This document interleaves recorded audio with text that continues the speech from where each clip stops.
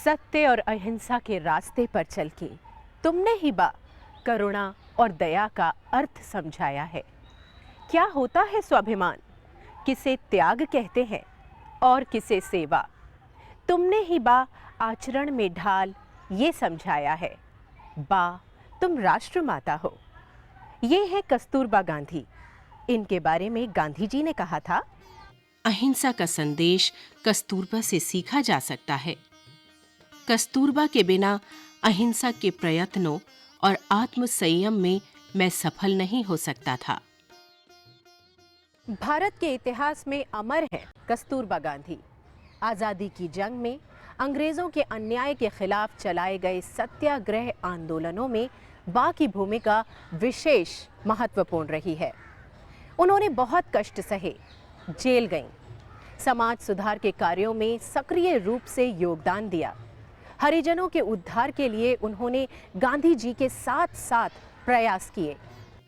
बा का जन्म 1869 में गुजरात के पोरबंदर नगर में हुआ। इनका नाम रखा कस्तूरबेन माकन कापड़िया। बचपन में मां झांसी की रानी की कहानी कस्तूर को अक्सर सुनाती। कौन जाने कस्तूर के स्वभाव में निडरता और साहस के गुण वहीं से आए हों। कस्तूर के पिता मोहनदास करमचंद गांधी के पिता श्री करमचंद गांधी के परम मित्र थे। इन दोनों ने कस्तूर और मोहनदास, जो लगभग हम उम्र थे, उनका विवाह करा दिया। इस तरह अपनी दोस्ती को और मजबूत बनाया। विवाह के बाद मोहनदास कस्तूर पर कुछ ज्यादा ही निगरानी रखने लगे। कस्तूर कहाँ जा रही हैं, किससे मिल रही हैं और क्यों। पर कस्तूर को ये बिल्कुल मंजूर ना था। उन्हें अपने आप पर पूरा भरोसा था और वे एक दृढ़ इच्छा शक्ति वाली स्त्री थीं। वे अक्सर मोहनदास को उनके अनुचित स्वभाव के प्रति सचेत करतीं। उनके पोते श्री अरुण गांधी ने कस्तूरबा पर लिखी किताब द फॉरगॉटन वुमन में लिखा है, मेरी दादी स्वतंत्र थीं। उन्होंने किसी को भी स्वयं पर आदेश देने का अधिकार नहीं दिया, अपने पति को भी नहीं। हाँ, उनका ढंग समझौता परख होता था, चुनौती भरा नहीं। यानी कि बात जब तक किसी बात को अच्छी तरह से समझ नहीं लेती थीं, तब तक वो उसे स्वीकार नहीं करती थीं। बाकी अपनी जिंदगी थी जिसे उन्होंने अपनी तरह से जिया भी। वे एक अच्छी पत्नी बनना चाहती थी, मगर अपने स्वाभिमान और अपने सम्मान की रक्षा करते हुए। सन 1888 में कस्तूरबाई एक बेटे की मां बनी, जिसका नाम रखा हरीलाल, और फिर बाद में उनके 3 बेटे और हुए, मणिलाल, रामदास और देवदास। सन 1893 में गांधी जी को एक केस सुलझाने के लिए दक्षिण अफ्रीका जाना पड़ा।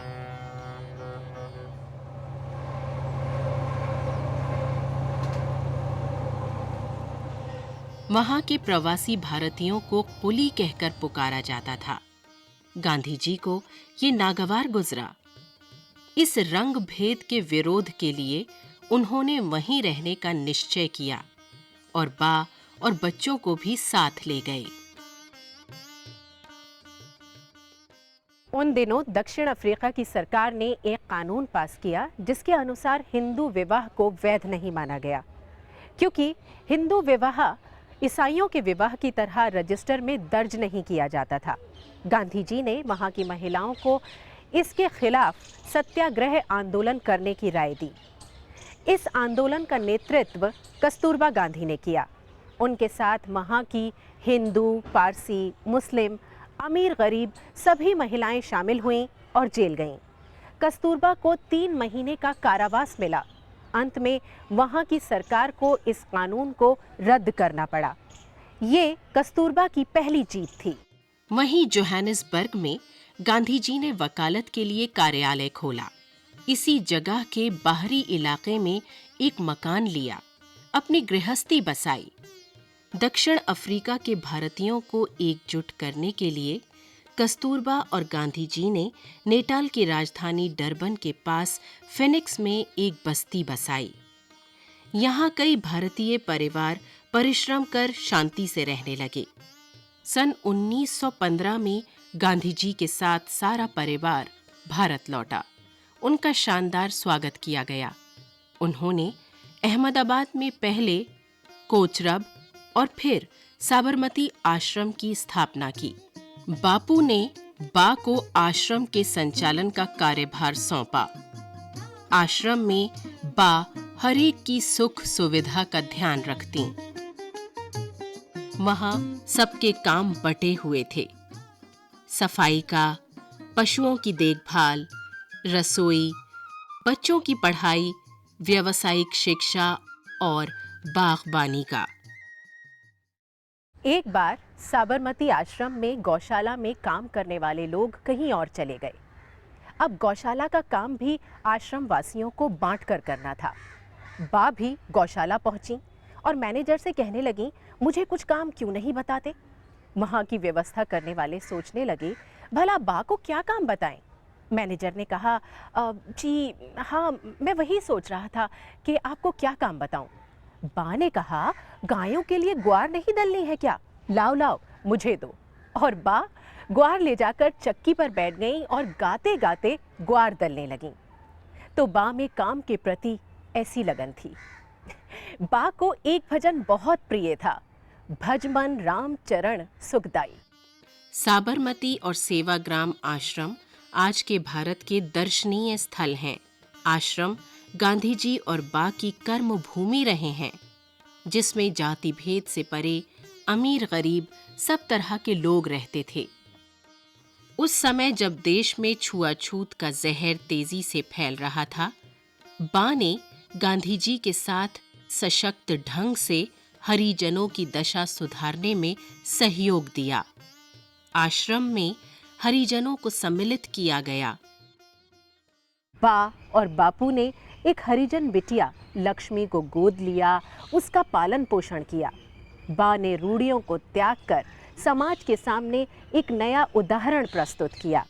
कस्तूरबा गांधी जी के साथ भारत में हरिजनों के उद्धार के लिए चंदा इकट्ठा करने के लिए जगह जगह घूमी। उन्होंने भारतवासियों से हरिजनों के प्रति अपने विचारों को छोड़ने की अपील की। पंजाब में आयोजित एक सभा में उन्होंने कहा, हरिजन आंदोलन अब हमारी जिंदगी का हिस्सा बन गया है। ये हमारे दिलों पर गहराई से छा गया है। इसके बिना हम धर्म और सच्चाई के रास्ते पर एक कदम भी आगे नहीं बढ़ सकते। छुआछूत के पाप को हम सिर्फ त्याग और सेवा से धो सकते हैं। बा हर सत्याग्रह आंदोलन में बापू के साथ बढ़ चढ़कर हिस्सा लेती थीं। अपनी सुख सुविधा का उन्होंने कभी ध्यान नहीं रखा। गांधी जी ने लिखा था, मेरे हर राजनीतिक संघर्ष में वो मेरे साथ होती थीं। वो सच्ची शिक्षा का एक उदाहरण थीं। बा ज्यादातर बापू के साथ रहती। जब भी कभी लंबी यात्रा का सवाल आता तो बा का सबसे छोटा बिस्तर और सबसे छोटी अटैची होती। बापू ने कहा था, बा हम सबको हराती हैं। इतना कम सामान और इतनी कम जरूरत किसी दूसरे की नहीं है।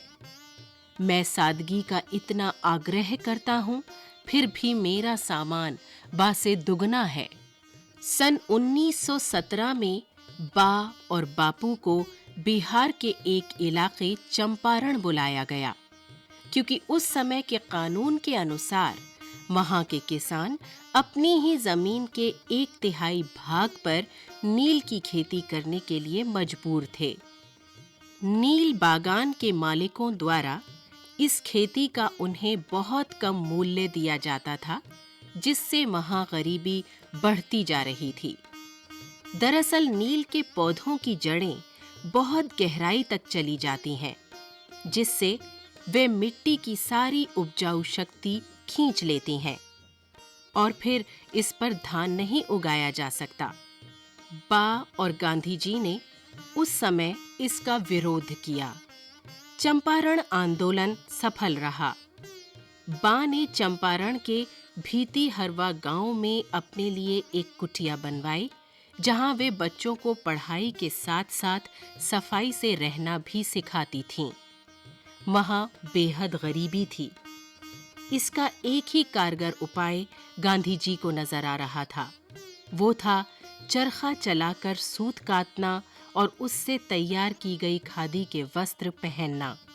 बा और गांधी जी चरखा चलाना और खादी पहनना स्वराज के महत्वपूर्ण साधन मानते थे। जवाहरलाल नेहरू ने खादी को आजादी की वर्दी कहा था। बा और गांधी जी स्वयं भी नियमित रूप से चरखा चलाते और सूत काटते थे। आम जन को गरीबी से उबारने के लिए बा और गांधी जी ने घर घर चरखे का संदेश दिया, जिससे तन भी ढके और आमदनी भी हो। चरखा हमारे देश की प्रगति का प्रतीक बना। उस समय का एक प्रचलित चरखा गीत भी है। दरिद्र दीन दुख टारे, देश दरिद्र दीन दुख टारे, देश दरिद्र दीन दुख टारे, देश दरिद्र दीन दुख टारे। यदि चाहो करना उद्धार, तो चरखे का करो प्रचार। पहनो खादी सब नर नारी, पहनो खादी सब नर नारी, पहनो खादी सब नर नारी, पहनो खादी सब नर नारी।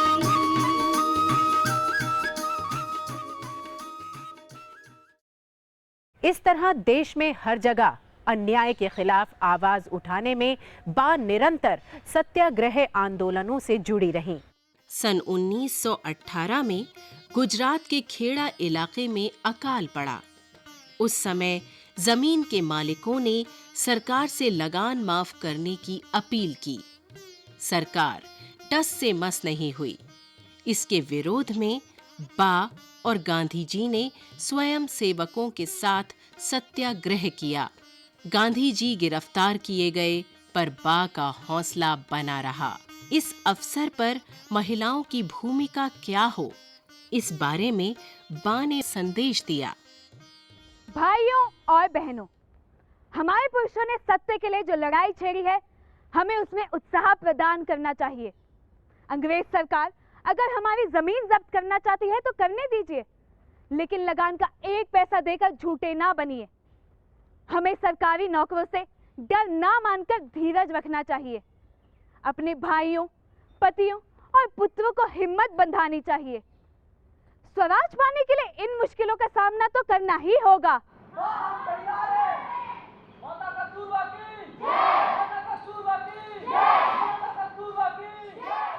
सन 1920 और फिर शुरू हुआ सारे देश में गांधी जी के नेतृत्व में असहयोग आंदोलन, जिसमें जनता से सरकारी नौकरी और स्कूल कॉलेज छोड़ने का आह्वान किया गया।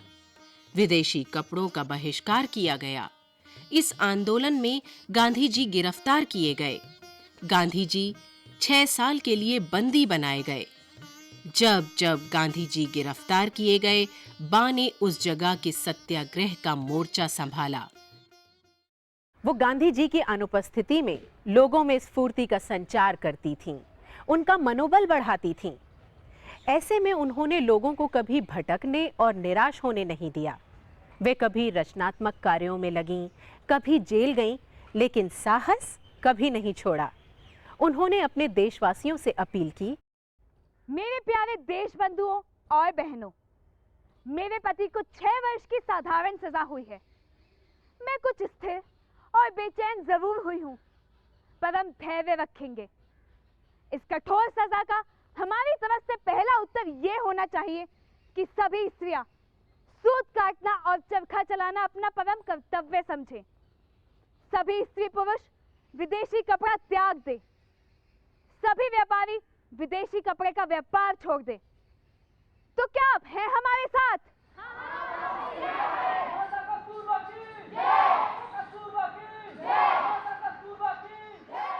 स्वतंत्रता के संघर्ष से महिलाओं को जोड़ने का मुख्य श्रेय कस्तूरबा को जाता है।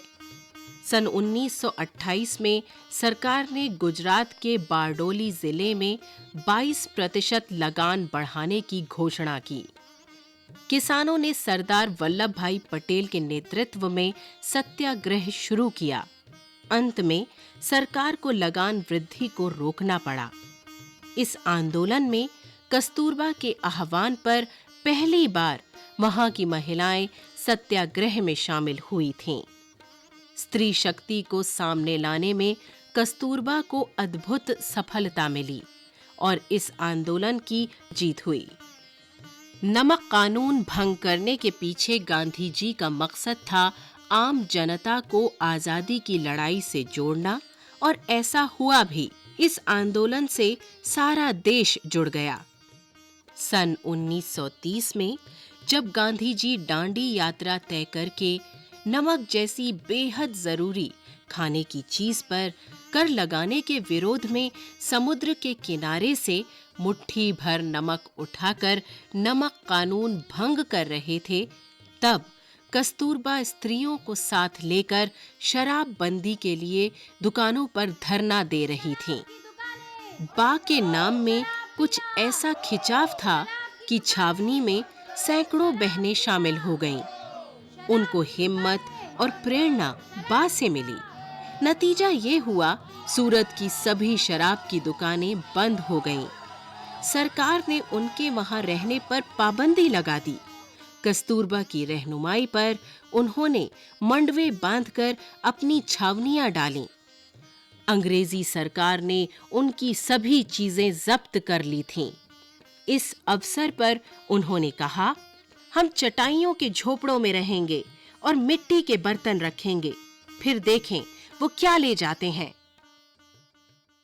ऐसा अदम्य साहस था कस्तूरबा में। नमक कानून भंग करने के आंदोलन में बापू गिरफ्तार हुए। देश सेवकों पर लाठियां बरसाई गईं। बा ने घायल स्वयं सेवकों का उपचार करवाया और उनकी बहादुरी की भरपूर सराहना की। मुझे उम्मीद है कि मेरे जो देश भाई धरासना की करुण कहानी सुनेंगे, वे वाइसरॉय के काले कारनामों का विरोध करने के लिए दुगने उत्साह से कर न देने की मुहिम चलाएंगे और साथ ही शराबबंदी का व विदेशी कपड़े का बहिष्कार का काम जारी रखेंगे। सन 1932-33 में बा का ज्यादातर समय जेल में ही बीता। बा जेल में भी डायरी लिखती थी, जिससे पता चलता है कि वे समय की जबरदस्त पाबंद थीं। उनकी पारिवारिक डॉक्टर सुशीला नैयर ने अपनी पुस्तक हमारी बा में लिखा था, दक्षिण अफ्रीका और यहाँ की आजादी की लड़ाई में वे कई बार जेल गई थीं, पर उन्होंने ये कभी नहीं दिखाया कि वे कोई असाधारण काम कर रही हैं। देश के लिए अपनी इच्छा से गरीबी को अपनाया, सब सुख साधन छोड़े। उनका त्याग इतिहास में सदैव दर्ज रहेगा। पहले मेरे साथियों को छोड़ो, फिर मुझे छोड़ना। दूसरों के बारे में पहले सोचना बा का स्वभाव रहा है। जीवन के हर मोड़ पर बा ने गांधी जी का साथ दिया। वे दोनों एक दूसरे के पूरक थे, मित्र थे, आदर्श गुरु थे। इन्हीं दिनों बीजलपुर जलालपुर परिषद के अध्यक्ष पद पर बा को सम्मानित किया गया। इस अवसर पर बा ने कहा, अपने देश के इतिहास के एक बहुत नाजुक मौके पर आज हम यहाँ इकट्ठा हुए हैं। इस वक्त मुझे एक ही बात कहनी है कि आप आपस के झगड़ों को भूल जाइए। इस मौके पर सब एक हो जाइए। अब बा बापू की गैर हाजिरी में अपने हर कर्तव्य को दुगने वेग के साथ पूरा कर रही थीं। तभी गुजरात के एक इलाके बोरसद से तार आया। उस पर लिखा था, हमें कस्तूरबा के साथ की जरूरत है। ये तार उन महिलाओं की तरफ से था जिनके पतियों बहादुर किसानों ने सरकार को लगान देने से मना कर दिया था और जिसके फलस्वरूप उन्हें जेल जाना पड़ा था। बीमार होते हुए भी बा वहां पहुंची और उन्होंने इन औरतों का हौसला बढ़ाया। ऐसा लगता था जैसे बा जल्दी से जल्दी हर समस्या का समाधान कर देना चाहती थीं। सन 1942 अब बारी थी आजादी के लिए अंतिम लड़ाई की। गांधी जी ने अंग्रेजों भारत छोड़ो का प्रस्ताव पास किया। करो या मरो जन जन का नारा बन गया। बा महिलाओं के जत्थों के साथ जुलूस में शामिल हुई। उन्होंने कहा, करो या मरो का मंत्र मेरे दिल पर छप चुका है, अब किसी और चीज की जरूरत नहीं। इस अवसर पर सभी को करो या मरो के छपे हुए कागज अपने कपड़ों पर लगाने के लिए बांटे जा रहे थे। बा तो आजादी की लड़ाई के रंग में पूरी तरह रंग गई थीं। बापू गिरफ्तार किए गए। बा उस नियत स्थान पर पहुंची जहां बापू द्वारा भाषण दिया जाना था, पर बा भाषण नहीं दे पाईं। उन्हें भी बंदी बनाया गया और आगा खां महल में ही नजरबंद कर दिया गया। 18 महीने का जेल का जीवन बा का बूढ़ा थका शरीर झेल नहीं सका। कस्तूरबा दिवंगत हुई। इस अवसर पर बापू ने कहा था, जैसे जैसे मेरा सार्वजनिक जीवन उज्जवल बनता गया, वैसे वैसे बा खिलती गईं और पुख्ता विचार के साथ मेरे काम में समाती गईं। हमारा संबंध अच्छे मित्रों का बना। बा के बिना मैं जीवन की कल्पना नहीं कर सकता। उसकी मृत्यु से जो जगह खाली हुई है वो कभी नहीं भरेगी। बा आज भी जीवित हैं हमारे मन में। सुप्रसिद्ध फिल्म निर्माता एटनबरो ने गांधी फिल्म बनाई। पर्दे पर बा एक बार फिर सजीव हुईं। उन्होंने बा के बारे में लिखा था, बा एक असाधारण स्त्री के रूप में प्रसिद्ध हैं। वे त्याग, साहस और अविश्वसनीय रूप से गांधी जी की सबसे अधिक समर्पित शिष्या होने के साथ साथ वे उनकी देखभाल करती थीं और बहुत प्रभावी आलोचक थीं। कस्तूरबा साहस, सरलता, स्त्री शक्ति और स्त्री मुक्ति का प्रतीक है। कस्तूरबा की स्मृति सदैव हमारे साथ रहे। आइए इसी आशा और विश्वास के साथ हम सब आगे बढ़ने का संकल्प करें।